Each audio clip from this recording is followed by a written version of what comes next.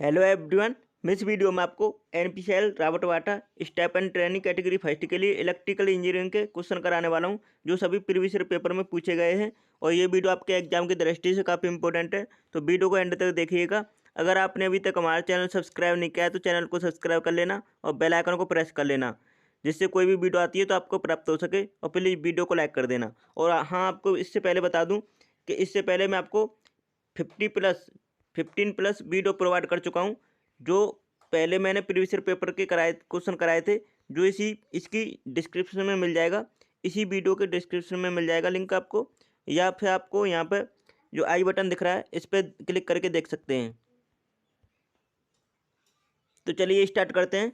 आप भी प्रत्येक क्वेश्चन का आंसर देते जाएंगे जो स्क्रीन पर दिखाई दे रहा है। तो पहला क्वेश्चन है, किसी single phase capacitor start motor में अपकेंद्रीय स्विच में जोड़ा जाता है। तो मतलब सेंट्रीफ्यूगल स्विच जोड़ा जाता है जो सिंगल फेज इंडक्शन मोटर में, कैपेसिटर स्टार्ट मोटर में, तो उसमें किस वाइंडिंग के साथ जोड़ा जाता है और किस कंडीशन में जोड़ा जाता है, ये पूछा आपसे। तो आपको 4 ऑप्शन दिखाई दे रहे हैं। तो जो सेंट्रीफ्यूगल स्विच जोड़ा जाता है इसका राइट आंसर है। थर्ड ऑप्शन है इसका करेक्ट आंसर है, स्टार्टिंग वाइंडिंग के साथ सीरीज में जोड़ा जाता है सेंट्रीफ्यूगल स्विच। तो तीसरा ऑप्शन इसका करेक्ट आंसर होगा।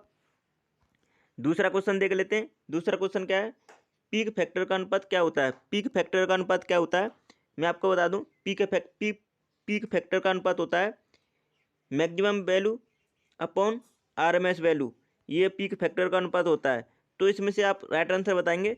तो जैसे कि आप ऑप्शन देख लेते हैं। पहला ऑप्शन क्या है, एवरेज वैल्यू। तो average value upon RMS value, ये तो कोई रिलेशन नहीं बनता, ठीक है। दूसरा क्वेश्चन देख लेते हैं, एवरेज वैल्यू, ये भी कोई नहीं, क्योंकि एवरेज वैल्यू बोलेगा तो इसमें कोई ऐसा ऑप्शन नहीं है। तो तीसरा क्वेश्चन देखते हैं। तीसरा ऑप्शन, अधिकतम मान की तुलना में आरएमएस मान, ये करेक्ट आंसर है। क्योंकि मैंने आपको बताया था maximum value upon RMS value का रेशियो होता है। तो इसे ध्यान रखिएगा, पीक फैक्टर का अनुपात maximum value upon RMS value. तो तीसरा ऑप्शन है इसका करेक्ट आंसर है। अब देख लेते हैं तीसरा क्वेश्चन है। तीसरा क्वेश्चन का आप जवाब देंगे। तीसरा क्वेश्चन क्या है, आमतौर पर संकेंद्रीय बांडिंग का उपयोग किया जाता है। आमतौर पर संकेंद्रीय बांडिंग का उपयोग किया जाता है। तो इसमें संकेंद्रीय का मतलब होता है कॉन्सेंट्रेटिव बांडिंग। तो आप समझ में आया होगा। तो इसे मतलब किस में उपयोग किया जाता है, ये पूछा है। तो किस में उपयोग किया जाता है, इसका उपयोग किया जाता है सिंगल फेज वाले मोटर में। कॉन्सेंट्रेटिंग बांडिंग का उपयोग सिंगल फेज वाले मोटर में किया जाता है, ध्यान रखेंगे। चौथा क्वेश्चन है। चौथा क्वेश्चन क्या है, आईएसआई के नियमों के अनुसार किसी लाइटनिंग सर्किट में अधिकतम लोड से ज़्यादा नहीं होना चाहिए। तो मतलब कितने से ज़्यादा नहीं होना चाहिए। 4 ऑप्शन आपके सामने दिख रहे हैं एक स्क्रीन पर, आप इसका राइट आंसर बताएंगे। तो पहला ऑप्शन है 1200 वाट, दूसरा ऑप्शन है 1000 वाट, और तीसरा ऑप्शन है 800 वाट, और चौथा ऑप्शन है 1500 वाट। तो इसका राइट आंसर क्या होगा, इसका राइट आंसर है लाइटनिंग सर्किट के लिए 800 वाट होता है लोड, ध्यान रखेंगे 800 वाट। और जबकि पावर सर्किट के लिए होता है 3000 वाट। और मैं आपको बता दूं, लाइटनिंग सर्किट के लिए पॉइंटों की संख्या कितनी होती है, 10 पॉइंट होते हैं। और पावर सर्किट के लिए पॉइंटों की संख्या कितनी होती है, 2। तो इस चीज़ को ध्यान रखेंगे, ये इंपॉर्टेंट है, पूछा जाता है आपके एग्जाम में। अब देख लेते हैं पाँचवा क्वेश्चन है, बिना लोड के डीसी सीरीज वाले मोटर को नहीं चलाना चाहिए, क्योंकि मतलब इसमें बोला है कि डीसी सीरीज मोटर को बिना लोड के क्यों नहीं चलाना चाहिए। तो इसका राइट आंसर होगा, आप 4 ऑप्शन को देख लीजिए, उसके बाद इसका राइट आंसर करेंगे। तो इसका राइट आंसर क्या है, क्योंकि इसकी गति खतरनाक सीमा तक बढ़ जाएगी। जब बिना लोड के डीसी सीरीज मोटर को चलाएंगे आप, तो इसकी गति खतरनाक स्पीड हो जाएगी, ठीक है। अब देख लेते हैं छठवां क्वेश्चन है। छठवां क्वेश्चन क्या है, which type of motor is suitable for track work. मतलब ट्रैक्शन कार्य के लिए कौन सी मोटर सूटेबल है। 4 ऑप्शन से आपको इसका राइट आंसर बताना है। तो 4 ऑप्शन आप देख लीजिए, स्क्रीन पर आपको दिखाई दे रहा है। तो ट्रैक्शन कार्य के लिए कौन सी मोटर सूटेबल है, इनमें से आपको बताना है। तो इसके लिए थर्ड ऑप्शन है इसका correct answer, DC series motor का उपयोग ट्रैक्शन वर्क्स के लिए किया जाता है। तो तीसरा ऑप्शन है इसका करेक्ट आंसर है। सातवां क्वेश्चन है। सातवां क्वेश्चन क्या है, एलटी केबल के इंसुलेशन का परीक्षण पर किया जाता है। तो जो एलटी केबल होती हैं, लो टेंशन केबल के लिए किस टाइप के इंसुलेशन का परीक्षण किया जाता है, किस वोल्ट पर, तो इसका मतलब पूछा है आपको लो टेंशन वाली केबलों का परीक्षण जो किया जाता है इंसुलेशन का, वो किस टाइप के वोल्टेज पर किया जाता है, तो किया जाता है 1100 वोल्ट पर। इसका राइट आंसर ध्यान रखें, पहला ऑप्शन है इसका करेक्ट आंसर, 1100 वोल्ट पर किया जाता है लो टेंशन केबल के इंसुलेशन का टेस्ट। आठवां क्वेश्चन है, आठवां क्वेश्चन क्या है, किसी स्टार कनेक्शन में लाइन वोल्टेज के बराबर होता है, किसी स्टार कनेक्शन में लाइन वोल्टेज किसके बराबर होता है, ये पूछा आपसे। तो मैं आपको बता दूं, स्टार कनेक्शन में लाइन वोल्टेज का ये मतलब फॉर्मूला होता है आपके पास, जैसे B L equal to √3 multiply phase voltage BPH।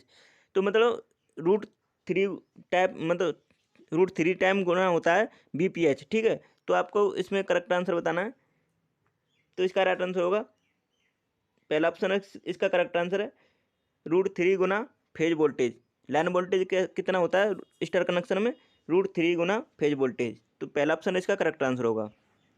अगर आपको वीडियो पसंद आ रही है तो प्लीज़ वीडियो को लाइक कर दें और शेयर कर दें अपने फ्रेंड के पास, और चैनल को सब्सक्राइब कर लेना। नौवां क्वेश्चन देख लेते हैं। नौवां क्वेश्चन क्या है, किसी ट्रांसफार्मर के DC सप्लाई से जुड़े होने पर क्या होता है। तो किसी ट्रांसफार्मर के DC सप्लाई पर जुड़े होने पर क्या होता है, ये आपसे पूछा है। तो चार ऑप्शन को देख लीजिए, उसका राइट आंसर बताइए।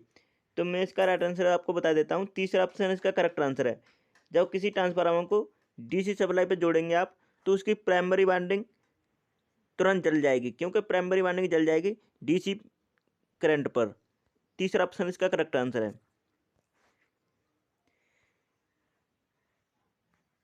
अब देख लेते हैं 10वां क्वेश्चन है, किसी सिंगल फेज इंडक्शन मोटर की शुरुआती और रनिंग वाइंडिंग के बीच का विद्युत कोण इलेक्ट्रिकल एंगल होता है।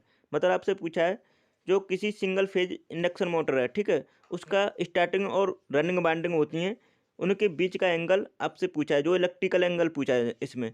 तो इलेक्ट्रिकल एंगल कितना होता है, इलेक्ट्रिकल एंगल होता है आपका 90 डिग्री। सेकंड ऑप्शन इसका करेक्ट आंसर होगा। किसी सिंगल फेज इंडक्शन मोटर में स्टार्टिंग वाइंडिंग और रनिंग वाइंडिंग के बीच इलेक्ट्रिकल एंगल कितना होता है, 90 डिग्री। ध्यान रखेंगे, सेकंड ऑप्शन इसका करेक्ट आंसर है। 11वां क्वेश्चन है, CFL का पूर्ण रूप क्या है। CFL का पूर्ण रूप आपसे पूछा है, तो इसका राइट आंसर बताएंगे। तो पहला ऑप्शन चेक कर लेते हैं, कॉम्पैक्ट फ्लोरोसेंट लैंप। तो यही इसका करेक्ट आंसर है, कॉम्पैक्ट फ्लोरोसेंट लैंप होता है। CFL का पूर्ण रूप क्या है, कॉम्पैक्ट फ्लोरोसेंट लैंप। जबकि LED का पूर्ण रूप क्या है, लाइट इमिटिंग डायोड। LED का पूर्ण रूप क्या है, लाइट इमिटिंग डायोड। तो इसे ध्यान रखेंगे। 12वां क्वेश्चन है, किसी सीरीज सर्किट में कुल प्रतिरोध की गणना सूत्र का उपयोग करते हुए की जाती है। मतलब किस सूत्र का उपयोग करेंगे आप सीरीज सर्किट में। तो चार ऑप्शन है आपके सामने स्क्रीन पर दिखाई दे रहे हैं, इसका राइट आंसर आप कमेंट में बताएंगे हमें। तो इसका राइट आंसर क्या होगा, तो सीरीज सर्किट में टोटल रेजिस्टेंस किसके बराबर होता है। तो मैं आपको बता दूं, R इक्वल टू होता है, जैसे कि R equal to R1 plus R2 plus R3, total resistance इतने के बराबर होता है, ठीक है। तो इसका राइट आंसर आप बताएंगे चार ऑप्शन से। तो इसमें स्मॉल r से कोई कन्फ्यूजन नहीं होना है आपको। चौथा ऑप्शन इसका करेक्ट आंसर है, R equal to R1 plus R2 plus R3, ठीक है। ये सीरीज सर्किट में होता है टोटल रेजिस्टेंस। अब देख लेते हैं 13वां क्वेश्चन है, स्टेपर मोटर एक होता है, स्टेपर मोटर एक होता है, क्या होता है। चार ऑप्शन आपके सामने दिखाई दे रहे हैं, इसमें से आपको बताना है स्टेपर मोटर किस कैटेगरी में आएगा। तो स्टेपर मोटर, चौथा ऑप्शन इसका करेक्ट आंसर है, single phase AC motor. Single phase AC motor होता है स्टेपर मोटर, ध्यान रखेंगे। 14वां क्वेश्चन है, 14वां क्वेश्चन ध्यान से पढ़ेंगे और आप इसका राइट आंसर बताएंगे कॉमेंट में। तो 14वां क्वेश्चन क्या है, BIS के अकॉर्डिंग किसी संस्थापन में पूर्ण लोड की अवस्था में अधिकतम वोल्टेज ड्रॉप नहीं होना चाहिए, कितने से ज़्यादा नहीं होना चाहिए। आपको पूछा है जो BIS के अकॉर्डिंग किसी संस्थापन में, किसी इंस्टीट्यूट में फुल लोड की कंडीशन में अधिकतम वोल्टेज ड्रॉप कितने से ज़्यादा नहीं होना चाहिए, इसमें से आपको पूछा है। तो ये होता है इसका राइट आंसर 3%। इसमें 3% इसका राइट आंसर है, ठीक है। चौथा ऑप्शन इसका करेक्ट आंसर है। 15वां क्वेश्चन है, 15वां क्वेश्चन क्या है, किसी 11 kV वाले केबल के लिए वांछित खाई होती है।